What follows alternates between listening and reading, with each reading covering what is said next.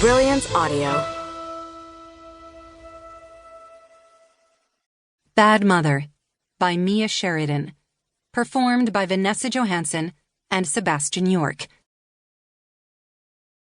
Reno, Nevada, the one place on earth she'd vowed never to return to. Unfortunately, that pledge had blown up in her face, an outcome that was an iffy mix of fate and her own emotionally charged decision-making. Would you change it? Sienna asked herself for the 100th time, and for the 100th time she still wasn't certain of the answer. Only, yes, she was sure of the answer. She'd do it again if given the choice. She just hadn't anticipated the choice leading her here. The cloudless desert sky, vivid blue and endless, stretched above as she pulled open the door to the police department before stepping into the blessed relief of the air-conditioned building. "May I help you?" the woman at the front desk asked on a smile. Sienna smiled back, though not quite as widely. "Sienna Walker here to see Sergeant Dolan." "Oh, hi! You're the new detective from New York, right? I'm Shell Lopez. Nice to meet you. What do you think of Reno so far?" "Hi, Shell. Nice to meet you, too. And I'm actually from Reno. Originally, I mean." A look of surprise lit Shell's round face. "Oh, well then, welcome home." Sienna's schooled her expression, even while a knot twisted in her stomach at Shell's words, and she watched as the woman picked up the phone and let Sergeant Dolan know she was there. "She'll be out in just a minute." "Great, thanks," Sienna said as Shell picked up another call. Soon she was laughing at something the person on the other end said, and lowering her voice as she chatted on what was obviously a personal call.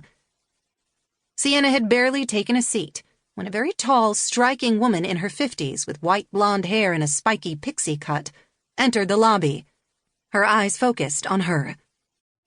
"Sienna Walker?" She stood. "Yes, Sergeant Dolan. Nice to meet you in person."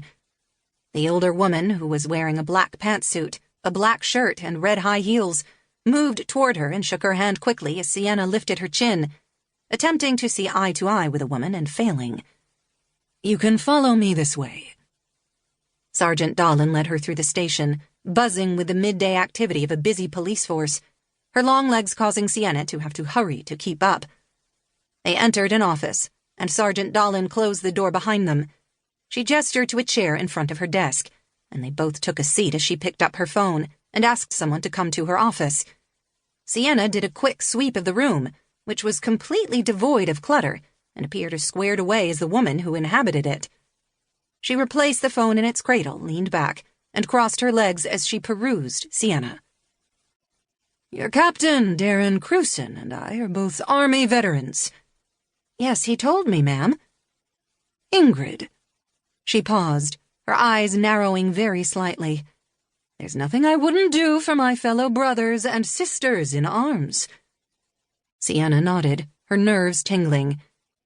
"Yes, and vice versa," Darren said.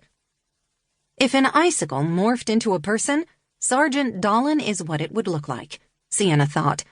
Lovely in a cold, sharp way. Sergeant Dolan, Ingrid, lifted her chin as though reading Sienna's thoughts and agreeing. "Even so, I don't need nor want a troublemaking renegade causing me headaches and unnecessary paperwork.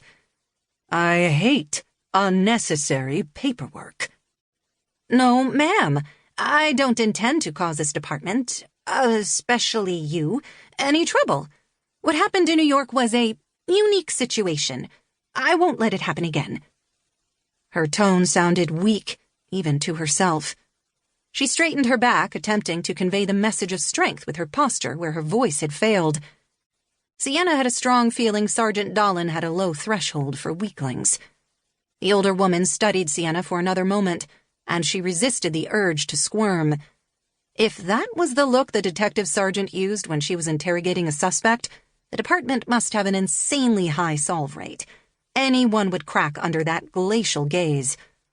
Her eyes moved to the window, and Sienna let out a silent breath.